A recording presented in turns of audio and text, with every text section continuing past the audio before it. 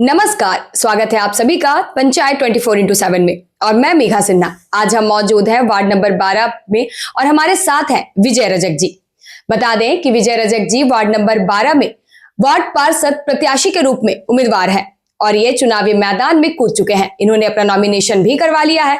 तो आइए इनसे कुछ खास बातचीत करते हैं और जानते हैं इनके आगे हमारी योजनाओं के बारे में कि इस क्षेत्र को लेकर इनकी क्या योजनाएं हैं और इन्होंने किस तरीके से जन सेवा करने का निर्णय लिया है। नमस्कार सर। नमस्कार, आपके चैनल में सभी लोगों को मेरा नमस्कार।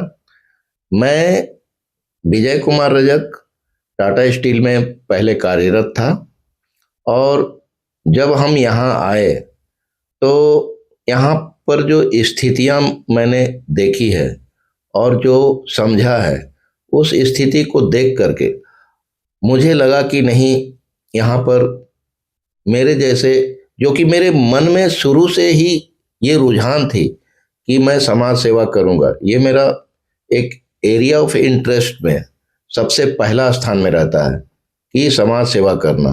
और मैं यहाँ आकर के देखा कि यहाँ उस दिशा में चलना मेरी और भी उत्सुकता को बढ़ाती है, क्योंकि यहाँ मैंने काफ़ी गंभीर समस्याएं देखी है।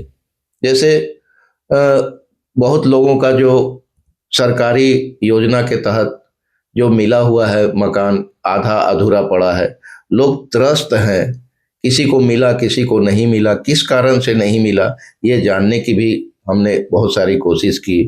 और जो रोड है, रोड का रख रखाव है, सफाई का जो रख रखाव है, वो सब अत्यंत ही दयनीय स्थिति में मुझे लगी है।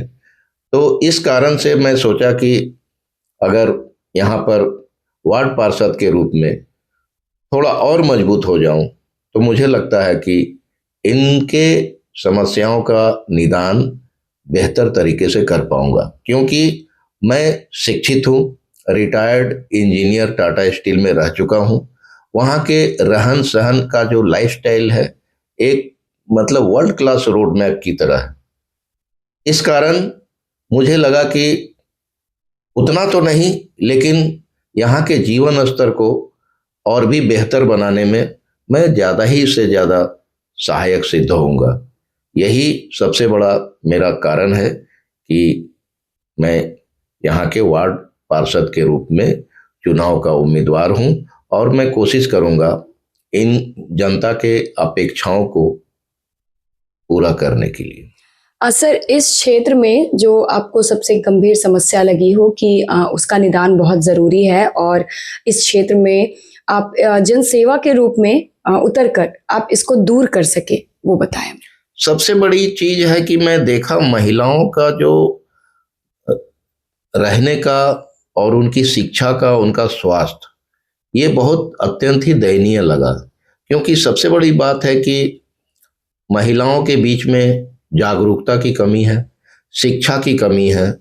बच्चे जो है यहाँ पर जो पढ़ते हैं उनको क्वालिटी एजुकेशन नहीं मिल पा रहा है और बहुत सारे ऐसे छोटी छोटी समस्याएं हैं, कहने को छोटी समस्याएं हैं लेकिन बहुत गंभीर है। अब जैसे छोटा सा उदाहरण हुआ कि कोई महिला बोलते चलती है, मैं तो, मेरा सबसे बड़ा पावर है जनसंपर्क और मैं दिन में एक बार सभी लोगों से संपर्क करने की कोशिश करता हूं। उसमें मैंने देखा कि कई महिलाओं का ये शिकायत रहता है कि मेरा राशन कार्ड में हम लोग इतना फैमिली मेंबर हैं लेकिन हमारा 3 का ही चढ़ा हुआ है नाम।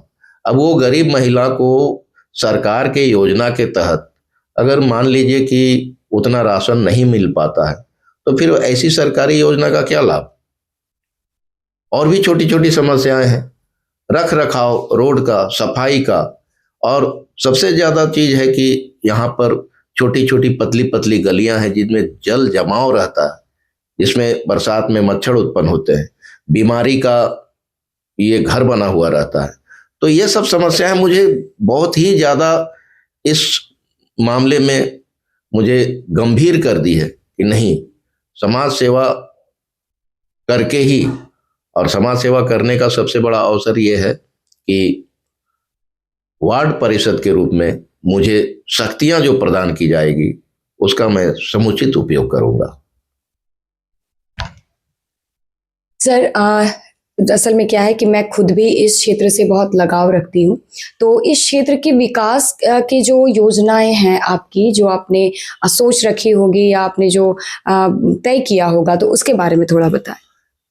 बहुत सारी समस्याएं हैं, बहुत सारी योजनाएं हैं जिसका ऑलरेडी मैं रोड मैप बना लिया हूं और वो मेरे मस्तिष्क पटल पर चल रहा है, उसको धरातल पे उतारूंगा। यही मेरी बेस्ट ऑफ ट्राइनेस रहेगा। थैंक्स। सर, आप अपने क्षेत्र की जनता से क्या अपील करना चाहेंगे एक बार? जनता से मुझे यही अपील रहेगा कि एक बार मुझे आजमा कर देखें। मैं उनके भरोसे को नहीं तोड़ूंगा। इस तरह से मेरा फीडबैक रहा है।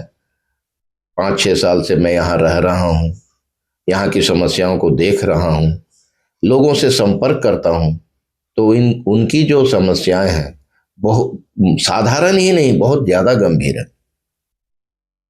तो मैं यही कोशिश करूँगा एक बार मेरा हाथ मजबूत करें और उनके भरोसे को मैं धरातल पर उतारने की कोशिश करूँगा। धन्यवाद सर। तो देखा आपने विजय रजक जी ने इस क्षेत्र को लेकर क्या रोड मैप तैयार किया है।